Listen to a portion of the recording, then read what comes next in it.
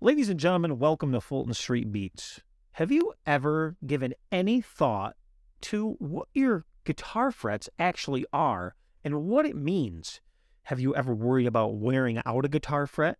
Have you really thought about the composition and what its makeup is and what's the difference between them all? Of course, we always worry about fret jobs, but over the lifespan of a guitar, does the fret material actually make a difference? Well, I'm going to read some things to you today. I wrote a little script out, and I didn't memorize it, so you have to bear with me. But we're going to go over some of the frets, their compositions, and exactly what that means and entails for you. For instance, did you know that frets don't affect the sound of a guitar? No, not at all. You affect the tone the way you play different frets. But the frets themselves are not a tonal factor, but you are. You're the direct link. But let's get into this and let's dispel some myths and maybe understand exactly what guitar manufacturers are trying to say, or maybe try to fool you into thinking about your guitar frets. Let's get into this. If you're a guitar player, you know how important the frets are to the playability of your guitar. Did you know that there's different types of guitar frets, each with its own unique properties? In this video, we're going to take an in-depth look at the different types of frets with the focus on their composition and characteristics.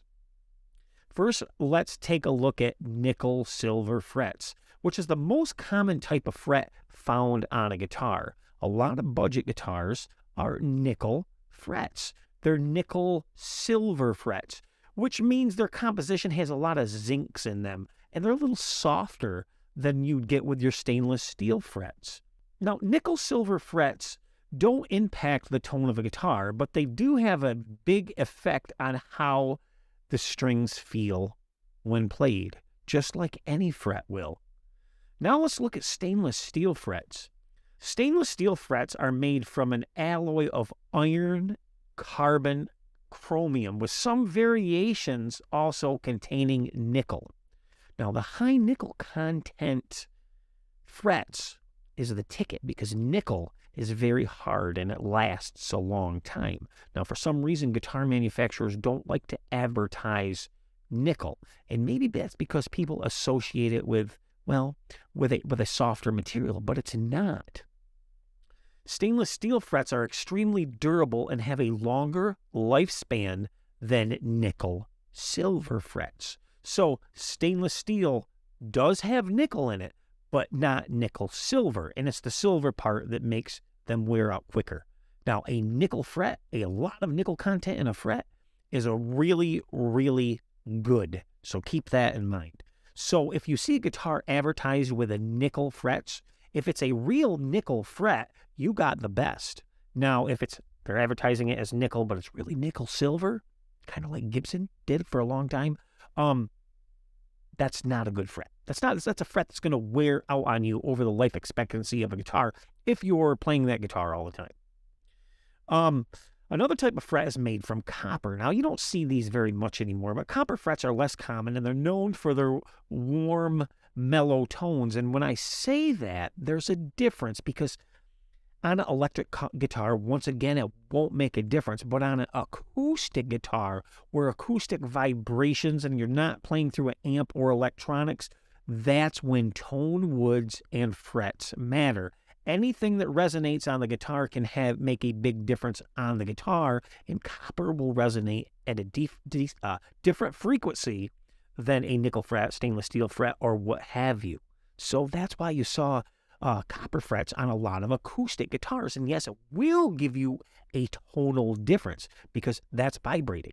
On an electric guitar, all that goes out the window when you run through electronics. And that's been proven time and time again.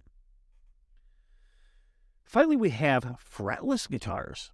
Now, these guitars don't have frets, and they require the player to rely on the sense of pitch to play in tune. That's right. They need to know where they are to play in tune. It's something I can't do. Hell, I can barely play a guitar. Fretless guitars provide a unique playing experience and are commonly used in jazz, world music, and other genres. In conclusion, there are several different types of guitar frets available, each with their own and unique characteristic. But by understanding the composition and properties of each, You can choose the right type of fret for your playing style and preferences. Now let's get back to the stainless steel for a minute. I hope that explanation helped you guys out a little bit. Now let's get back to the stainless steel. Now stainless steel is not all created equal. There's different types of stainless steel. For instance, a stainless steel with a high iron content is very magnetic, while a stainless steel with a higher nickel content, which is good, don't think it's bad, it's good, is not as magnetic. Now, people even go as far to say as it is not magnetic at all. While in the reality of you sticking a magnet on it, it's not going to stick. True. Yes, that's true. But if you have the right high-powered magnet, it will stick because there is trace amounts of iron in it, and all magnets stick to iron. It's a property of metals themselves. Everything is pretty much magnetic in the world. There's just different types of magnetism and what it takes to observe that magnetism.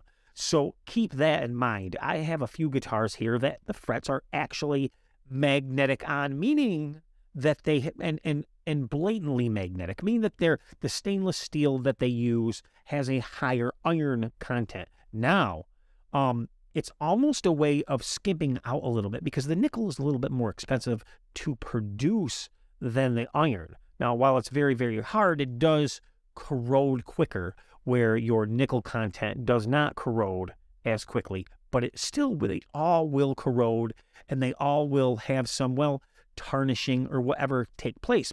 But there's trade-offs because some guitar players are allergic to nickel. So they have to be careful when they're choosing a guitar fret that has a high nickel content. And these are the things that you don't see talked about on guitar channels about frets. And then we can get into the size of frets and what that means to you. Some people prefer small frets. Some people prefer large and jumbo frets. I love jumbo frets. I never knew I loved jumbo frets until I played a jumbo fret. So when you give me a high quality nickel fret, not nickel silver, but a nickel fret, because there is nickel frets also. Nickel frets are very expensive to produce. They're more expensive to produce. And if you say stainless steel and it's got a high nickel content, for all intents and purposes, we can say that that is a nickel fret because it contains more nickel than it does iron. But those jumbo frets that are nickel are a dream to me. Others, they might not enjoy it. Copper frets, I suggest you stay away from those unless you have an acoustic guitar. And like we said, they resonate on an acoustic guitar. Now, electric guitars do resonate also. We all know that. We've all strummed them not plugged in. But the minute you plug them in, that all goes out the window. And that resonance goes away. So when people talk about tone woods and they say, well, my guitar is either mahogany, walnut, ash, whatever it is, basswood, whatever it is, each time we can go down through, and if you got a lot of guitars like us, most of our channels do, you go down through and you strum each guitar, and they each have a different tonal quality while unplugged. That is for sure. But, however, given the same electronics, if you took the electronics from one guitar and put them into another guitar, and repeated the process down through, regardless of what wood it's in, provided it was set up the exact same way with the same scale link, the same pickup height, and the same electronics, and running through the same amp, the end result will be the exact same sound. But setups vary remarkably. That's why when we get a guitar, we go, whoa, that sounds amazing. Well, that has to do, with what pickups, the output of the pickups, what electronics it's running through, what's the pickup height, that all determines our tonal quality in the end. And the biggest determining factor in tonal quality is the amplifier we're running through, or even the amp sim we're running through. Because I can dial my amp sim in to make any guitar pretty much sound like any guitar, which is crazy, but it's true. We live in that era now. So keep that in mind. Anyhow, I digressed a little bit. I hope we covered about what frets are, their magnetism, what they mean, what nickel means to you, what stainless means to you. And there's different gauges of stainless, and we could go on for days and days on the different qualities and of stainless steel and what it's actually used for. For instance, some are more conductive than others, and that's why they create all these different forms of stainless steel.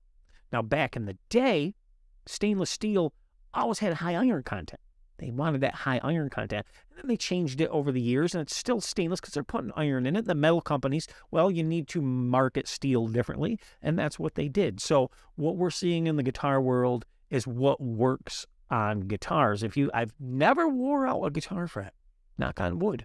Never wore one out, but there's a first time for everything. But if you want outstanding frets, I suggest you go with a jumbo a high nickel content fret, which in most cases means stainless steel with a lot of nickel in it. Thanks for watching Fulton Street Beats, and I hope this was enlightening, if not too long. Sometimes that happens here. I wish you guys would hit that like button, share, and subscribe. And as always, remember, it's rock and roll that makes the world go round, and you guys rock, and I hope to be seeing you in the next video. Thanks. Bye.